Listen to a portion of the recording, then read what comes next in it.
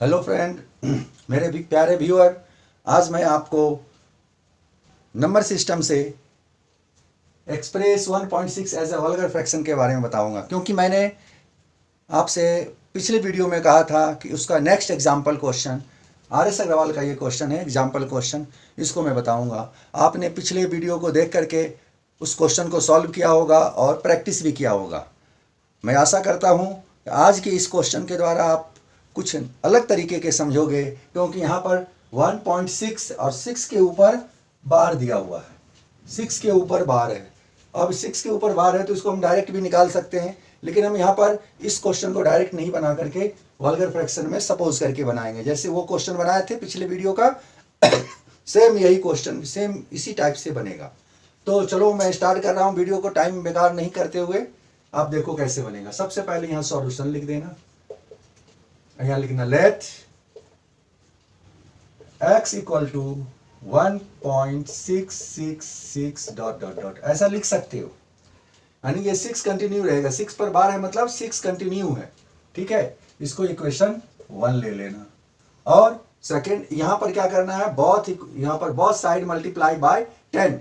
क्यों होगा 10 से मल्टीप्लाई? तो इसके लिए सबसे पहले डेसिमल्स के बाद 1, ये डेसिमल्स के बाद 1 डिजिट 111 है ना।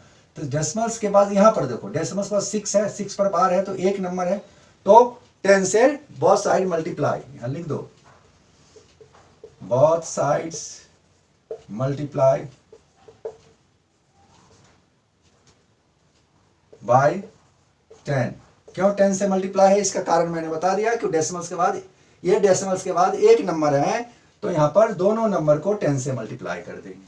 तो यहाँ क्या हो जाएगा, 10 into x equal to 1.6 bar multiply 10, ऐसा लिख सकते हैं। बार लगा दो तो ये 3 नंबर 6 नहीं आएगा। अब यहाँ मल्टीप्लाई करेंगे तो क्या हो जाएगा, 10x इक्वल टू, अब ये पॉइंट इधर चला जाएगा तो क्या हो जाएगा 16.6 बार। ये इक्वेशन 2 मल्टीप्लाई डेसिमल्स का जब मल्टीप्लाई करते हैं 10 में हो, 100 में हो या 1000 में हो, तो डेसिमल्स कहाँ शिफ्ट होगा, आगे की तरफ चलेगा। ठीक है, ये इक्वेशन 2।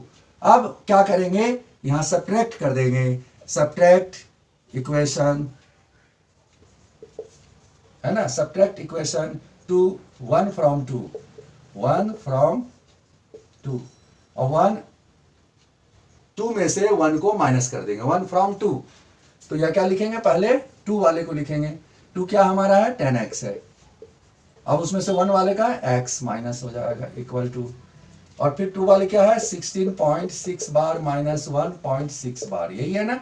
अब इसको रफ वर्क में यहाँ माइनस कर सकते हो, 16.6 बार माइनस 1.6 बार, 0.6 माइनस 1 5 1 15 आ गया। तो यहाँ लिखेंगे 10x minus x 9x equal to 15।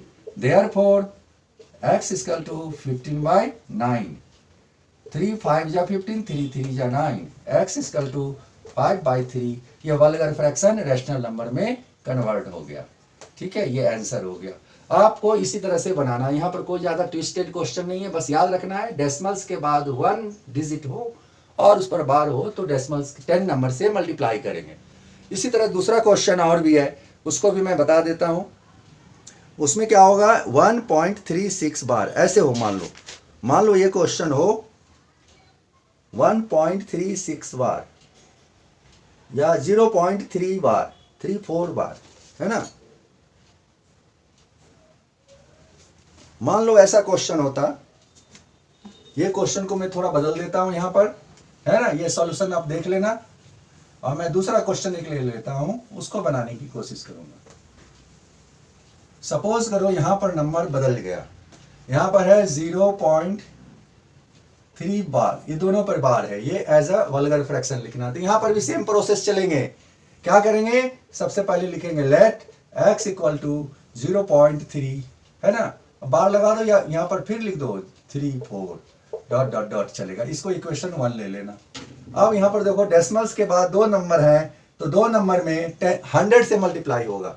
Decimals के बाद 2 नंबर हो तो 100 से, 3 नंबर तो 1000 से, तो both side multiply by 100, both sides multiply by 100। ठीक है, कारण बता दिया 100 से क्यों मल्टीप्लाई करेंगे दोनों को, क्योंकि यहाँ डेसिमल्स के बाद 34 है, 2 डिजिट है, 2 डिजिट पर बार होने के कारण ये 100 से मल्टीप्लाई डायरेक्ट होगा। तो ये क्या हो जाएगा पहला number 100x equal to 0.3 decimals कहाँ उठकर जाएगा, यहाँ चला आएगा। ठीक है, तो ये हो जाएगा 34.34 बार। ये इक्वेशन 2 बन गया।